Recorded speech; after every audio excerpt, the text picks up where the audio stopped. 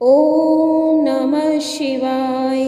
जय शिव शंकर, जय भोलेनाथ। नमस्कार दोस्तों, स्वागत है आपका आपके अपने YouTube चैनल पर। मनचाहा जीवन साथी पाने के लिए सोमवार के दिन करें ये काम, मिलेगा शिव पार्वती से वरदान। यदि पति और पत्नी के बीच कलेश हो रहा है तो इस व्रत को करने से आपसी कलेश दूर होता है। हर कोई अपना सारा जीवन एक अच्छे साथी के संग व्यतीत करना चाहता है। इसके लिए वह भगवान से दिनों रात कामना करता रहता है कि उसे मनचाहा जीवन साथी प्राप्त हो, उसकी यह इच्छा पूर्ण हो।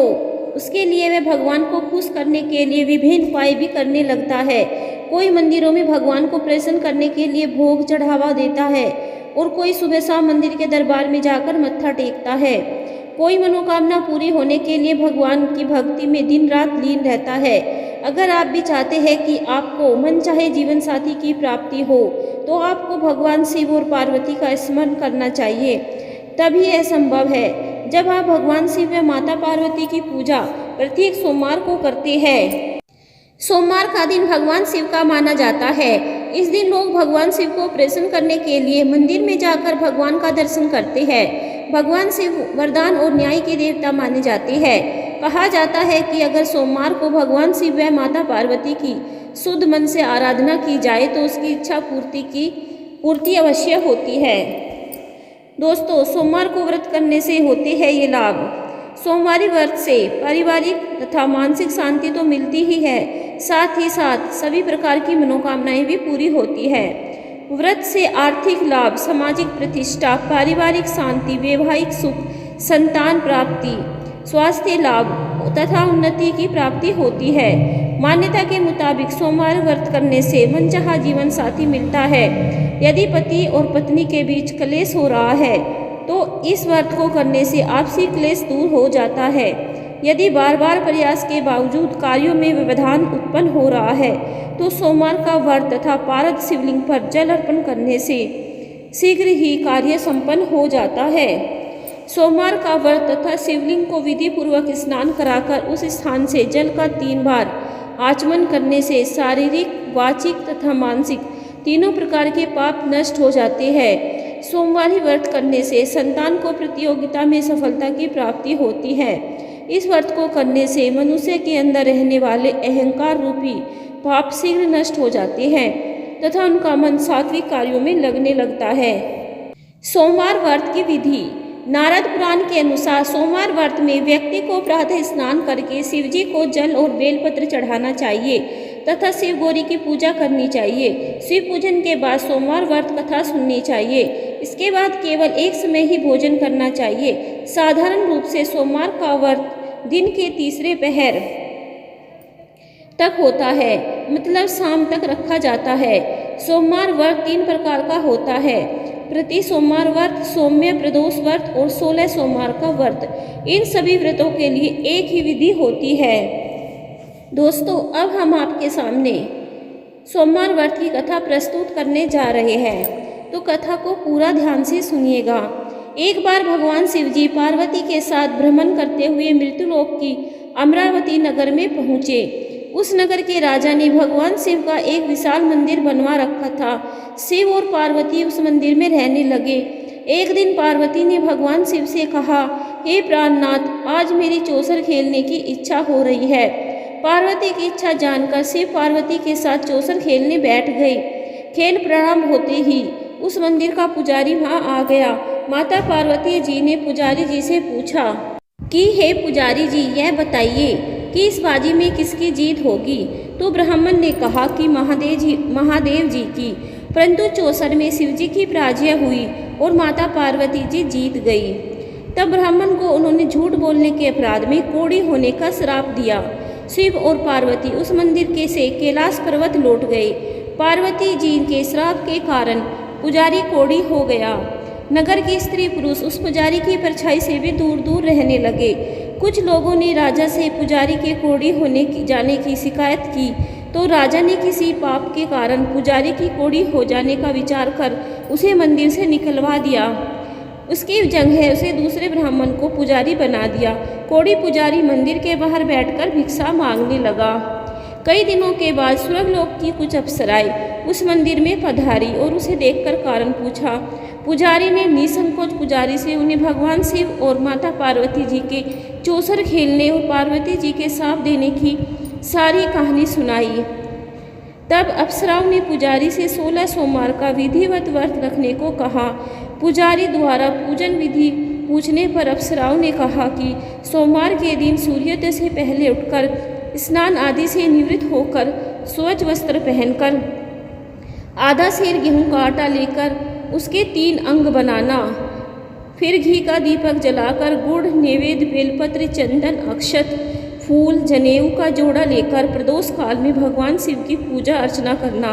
पूजा के बाद 3 अंगों में 1 अंग भगवान शिव को अर्पण करके एक आप ग्रहण करें। शेष 2 अंगों का भगवान का प्रसाद मानकर वहाँ उपस्थित स्त्री पुरुषों और बच्चों को बांट देना। इस तरह व्रत करते हुए जब 16 सोमवार बीत जाए तो 17वें सोमवार को 1 पाव आटे की बाटी बनाकर उसमें घी और गुड़ मिलाकर चूरमा बनाना, फिर भगवान शिव को भोग लगाकर वहाँ उपस्थित स्त्री पुरुष और बच्चों को प्रसाद बांट देना। इस तरह 16 सोमवार व्रत करने और व्रत कथा सुनने से भगवान शिव तुम्हारे कोढ़ को नष्ट करके तुम्हारी सभी मनोकामनाएं पूरी कर देंगे। इतना कहकर अप्सराएं स्वर्गलोक को चली गई। पुजारी ने अप्सराओं की कथा अनुसार 16 सोमवार का विधिवत व्रत किया। फलस्वरूप भगवान शिव की अनुकंपा से उसका कोढ़ नष्ट हो गया। राजा ने उसे फिर मंदिर का पुजारी बना दिया। वह मंदिर में भगवान शिव की पूजा करता आनंद से जीवन व्यतीत करने लगा। कुछ दिनों के बाद पुनः पृथ्वी का भ्रमण करते हुए भगवान शिव और माता पार्वती उस मंदिर में पधारे। स्वस्थ पुजारी को देखकर पार्वती जी ने आश्चर्यचकित होकर उसके रोग मुक्त होने का कारण पूछा तो पुजारी ने उन्हें 16 सोमवार व्रत करने की सारी कथा सुनाई। पार्वती जी भी व्रत की बात सुनकर बहुत प्रसन्न हुई और उन्होंने पुजारी की इसकी विधि पूछकर स्वयं 16 सोमवार का व्रत शुरू किया। पार्वती जी उन दिनों अपने पुत्र कार्तिकेय के नाराज होकर दूर चले जाने से बहुत चिंतित रहती थी। वे कार्तिकेय को लौटा लाने के अनेक उपाय कर चुकी थी, लेकिन कार्तिकेय लौटकर उनके पास नहीं आ रहे थे। 16 सोमवार का व्रत करते हुए पार्वती ने भगवान शिव से कार्तिकेय के लौटने की मनोकामना की। व्रत समापन के तीसरे दिन सचमुच कार्तिकेय वापस लौट आए। कार्तिकेय ने अपने हृदय परिवर्तन के संबंध में पार्वती जी से पूछा, हे माता, आपने ऐसा कौन सा उपाय किया था जिससे मेरा क्रोध नष्ट हो गया और मैं वापस लौट आया। तब पार्वती जी ने कार्तिकेय को 16 सोमवार के व्रत की कथा सुनाई। कार्तिकेय अपने एक ब्राह्मण मित्र ब्रह्मदत्त के प्रदेश चले जाने से बहुत दुखी थे। उसको वापस लौटाने के लिए कार्तिकेय ने 16 सोमवार का व्रत करते हुए ब्रह्मदत्त के वापस लौटाने की कामना प्रकट की। व्रत के समापन के कुछ दिनों के बाद मित्र लौट आया। ब्राह्मण ने कार्तिकेय से कहा, प्रिय मित्र, तुमने ऐसा कौन सा उपाय किया था जिससे प्रदेश में मेरे विचार एकदम परिवर्तित हो गए और मैं तुम्हारा स्मरण करते हुए लौट आया। कार्तिकेय ने अपने मित्र को भी 16 सोमवार के व्रत की कथा विधि सुनाई। ब्राह्मण मित्र व्रत के बारे में सुनकर बहुत खुश हुआ। उसने भी व्रत किया। 16 सोमवार व्रत का समापन करने के बाद ब्रह्मदत्त विदेश यात्रा पर निकला। वहाँ नगर के राजा हर्षवर्धन की बेटी राजकुमारी गुंजन का स्वयंवर हो रहा था। वहाँ के राजा ने प्रतिज्ञा की थी कि एक हथिनी यह माला जिसके गले में डालेगी वह अपनी पुत्री का विवाह उसे से करेगा। ब्राह्मण भी उत्सुकतावश महल में चला गया। वहाँ कई राज्यों के राजकुमार बैठे थे। तभी एक सजी धजी हथिनी सूंड में जयमाला लिए हुए आई। हथिनी ने ब्राह्मण के गले में जयमाला डाल दी। फलस्वरूप राजकुमारी का विवाह ब्राह्मण से हो गया। एक दिन उसकी पत्नी ने पूछा, हे प्राणनाथ, आपने कौन सा शुभ कार्य किया था जो उस हथिनी ने राजकुमार को छोड़कर आपके गले में जयमाला डाल दी। ब्राह्मण ने 16 सोमवार व्रत की विधि बताई। अपने पति से 16 सोमवार का महत्व जानकर राजकुमारी ने पुत्र की इच्छा से 16 सोमवार का व्रत किया। निश्चित समय पर भगवान शिव की अनुकंपा से राजकुमारी के एक सुंदर सुशील व स्वस्थ पुत्र प्राप्त हुआ। पुत्र का नामकरण गोपाल के रूप में हुआ। बड़ा होने पर पुत्र गोपाल ने भी अपनी माँ से प्रश्न किया कि मैंने तुम्हारे ही घर में जन्म लिया, इसका क्या कारण है। माता गुंजन ने पुत्र को 16 सोमवार व्रत की जानकारी दी। व्रत का महत्व जानकर गोपाल ने भी व्रत करने का संकल्प किया। गोपाल जब 16 वर्ष का हुआ तो उसने अपने राज्य पाने की इच्छा से 16 सोमवार का विधिवत व्रत किया। व्रत समापन के बाद गोपाल घूमने के लिए समीप के नगर में गया।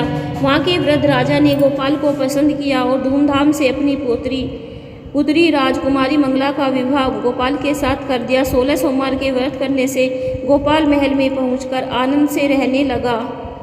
2 वर्ष बाद वृद्ध राजा का निधन हो गया तो गोपाल को उस नगर का राजा बना दिया गया। इस तरह 16 सोमवार व्रत करने से गोपाल की राजा पाने की इच्छा पूर्ण हो गई। राजा बनने के बाद वह विधिवत 16 सोमवार का व्रत करता रहा। व्रत के समापन पर 17वें सोमवार को गोपाल ने अपनी पत्नी मंगला से कहा कि व्रत की सारी सामग्री लेकर वह समीप के शिव मंदिर में पहुँचे। पति की आज्ञा का उल्लंघन करके सेवकों द्वारा पूजा की सामग्री भेज दी गई, स्वयं मंदिर नहीं गई। तब राजा ने भगवान शिव की पूजा पूरी की तो आकाशवाणी हुई, हे राजन, तेरी रानी ने 16 सोमवार व्रत का अनादर किया है, सो रानी को महल से निकाल दे, नहीं तो तेरा सब वैभव नष्ट हो जाएगा। आकाशवाणी सुनकर उसने तुरंत महल में पहुंचकर अपने सैनिकों को आदेश दिया कि रानी को दूर किसी नगर में छोड़ आओ।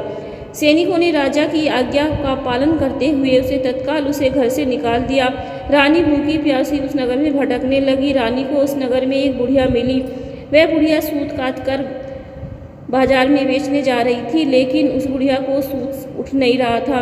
बुढ़िया ने रानी से कहा, बेटी, यदि तुम मेरा सूत उठाकर बाजार तक पहुंचा दो तो मैं सूत बेचने में मेरी मदद करो तो मैं तुम्हें धन दूंगी। रानी ने बुढ़िया की बात मान ली, लेकिन जैसे ही रानी ने सूत की गठरी को हाथ लगाया तभी जोर से आंधी चली और गठरी खुल जाने से सारा सूत आंधी में उड़ गया। बुढ़िया ने उसे फटकार कर भगा दिया।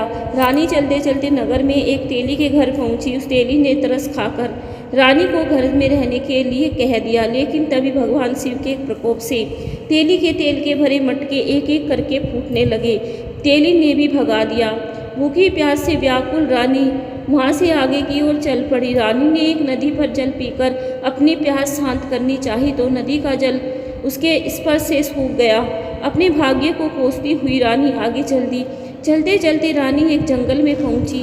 उस जंगल में एक तालाब था, उसमें निर्मल जल भरा हुआ था। निर्मल जल देखकर रानी की प्यास तेज हो गई।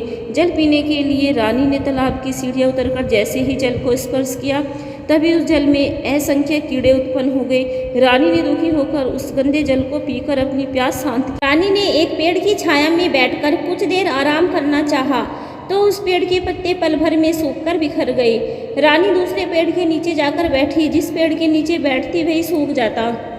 वन और सरोवर की यह दशा देखकर वहाँ के ग्वाले बहुत हैरान हुए। ग्वाले रानी को समीप के मंदिर में पुजारी जी के पास ले गई। रानी के चेहरे को देखकर ही पुजारी जी जान गए कि यह रानी अवश्य किसी बड़े घर की है, भाग्य के कारण दर दर भटक रही है। पुजारी ने रानी से कहा, पुत्री, तुम कोई चिंता नहीं करो, मेरे साथ इस मंदिर में रहो, कुछ ही दिनों में सब ठीक हो जाएगा। पुजारी की बातों से रानी को बहुत सांत्वना मिली। रानी उस मंदिर में रहने लगी। रानी भोजन बनाती तो सब्जी जल जाती, आटे में कीड़े पड़ जाते, जल में बदबू आने लगती। पुजारी भी रानी के दुर्भाग्य से बहुत चिंतित होते हुए बोले, हे पुत्री, अवश्य ही तुझसे कोई अनुचित काम हुआ है जिसके कारण देवता तुझसे नाराज हैं और उनकी नाराजगी के कारण ही तुम्हारी यह दशा हुई है। पुजारी की बात सुनकर रानी ने अपने पति के आदेश पर मंदिर में न जाकर शिव की पूजा नहीं करने की सारी कथा सुनाई। पुजारी ने कहा, अब तुम कोई चिंता नहीं करो, कल सोमवार है और कल से तुम 16 सोमवार के व्रत करना शुरू कर दो। भगवान शिव अवश्य तुम्हारे दोषों को क्षमा कर देंगे। पुजारी की बात मानकर रानी ने 16 सोमवार के व्रत प्रारंभ कर दिए। रानी सोमवार का व्रत करके शिव की विधिवत पूजा अर्चना की तथा व्रत कथा सुनने लगी। तब रानी ने 17वें सोमवार को विधिवत व्रत का समापन किया तो उधर उसके पति राजा के मन में रानी की याद आई। राजा ने तुरंत अपने सैनिकों को रानी को ढूंढ कर लाने के लिए भेजा। रानी को ढूंढते हुए सैनिक मंदिर आ पहुँचे।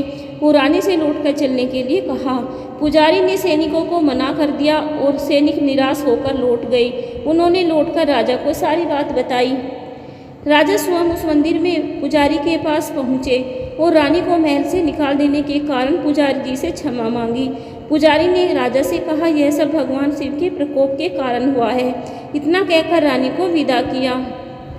राजा के साथ रानी महल में पहुंची। महल में बहुत खुशियां मनाई गई। पूरे नगर को सजाया गया। राजा ने ब्राह्मणों को अन्न, वस्त्र और धन का दान दिया। नगर में निर्धनों को वस्त्र बांटे गए। रानी 16 सोमवार का व्रत करते हुए महल में आनंद पूर्वक रहने लगी। भगवान शिव की अनुकंपा से उसके जीवन में सुख ही सुख भर गई। 16 सोमवार व्रत करने और कथा सुनने से मनुष्य की सभी मनोकामनाएं पूरी होती है और जीवन में किसी तरह की कमी नहीं होती है। स्त्री पुरुष आनंद पूर्वक जीवन यापन करते हुए मोक्ष को प्राप्त होती है। जय शिव शंकर, जय भोलेनाथ, हर हर महादेव। धन्यवाद दोस्तों। कमेंट बॉक्स में जय शिव शंकर, ओम नमः शिवाय जरूर लिखें।